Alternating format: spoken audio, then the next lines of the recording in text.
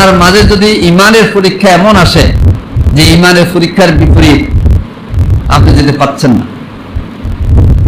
এই উদাহরণত আমরা আল্লামা দেলোয়ার হোসেন সাইদির মাঝে দেখি। ওনার এক হাতে ছিল যে আপনি বেরিয়ে যান সমঝোতা করি, আর যদি আমাদের কথা না মানেন তাহলে কি রশিদে দিতে হবে। উনি কিন্তু ফাঁসি রশিদে যাওয়াটাকে মেনে নিয়েছে, আপোষ মানে নাই। কেন? তার মধ্যে তাকশাইরু মিনহু জুলুদুল্লাযিনা ইয়াখশাউনা রাব্বাহুম ছিল।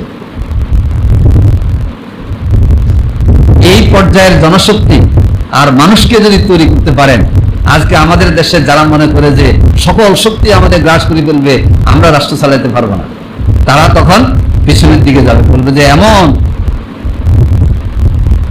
পাথর দিয়ে মাথায় আঘাত করলে মাথা ভেঙে যায়, ইমান বুক থেকে যায় না।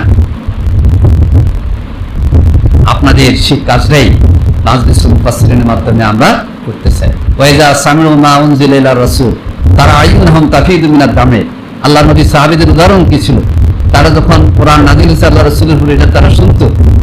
আল্লাহ নবীকে আল্লাহ তাআলা বলছেন, আপনি দেখবেন যে তাদের চোখে পানি এসে গেছে, অশ্রুসিক্ত নয় নাই। মিম্মা আরাফু মিনাল হক, ওহীতে কি নাযিল হচ্ছে তারা বুঝতে পারতো, তারা কান্নাকাটি করতো আল্লাহর কাছে। ইয়াকুলুন, তারা বলে উঠতো, রাব্বানা আমান্না ফাকুতনা মা'আশ শাহিদিন, ঈমান আনলাম।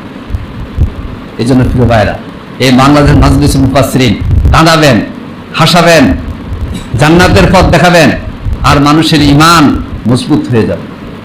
এই কাজ আল্লামা দেলোয়ার হোসেন সাইদি সহ অতীতের উলামায়ে কেরাম, মাওলানা আবুল কালাম আহমদ ইউসুফ সাহেবের দার্স আপনার শুনেছেন কিনা আমরা জানি না। একটা দার্সে কোরআন দিত, পুরো হাউস আলহামদুলিল্লাহ মাওলানার তাফসির এবং দার্সে হাদিস শুনে সব হয়ে গেল। আমাকে আশিকার জামাল ভাই বলেছিল, মাওলানা আব্দুর রহিম সাহেব একদিন দাঁড় দেখেছেন সফে, বলে যে আমরা কুমিল্লা থেকে আসছি, সারা দেশ এতগুলি যুবক মাওলানা বলতেছে আর আমরা তন্ময় শুনতেছি। এই যুবকদের কারা তৈরি করেছে? মাওলানা আব্দুর রহিম রাহিমাহুল্লাহ, অধ্যাপক গোলাম আজম রাহিমাহুল্লাহ, মাওলানা আবুল কালাম আহমদ ইউসুফ রাহিমাহুল্লাহ, আর তাদের উত্তরসূরি হিসাবে সামনে আছেন আপনারা। আসুন, আল্লাহকে ছাড়া আমরা কাউকে ভয় করবো না। ওয়ালা ইয়াখাফুনা লাওমাতা লাইম।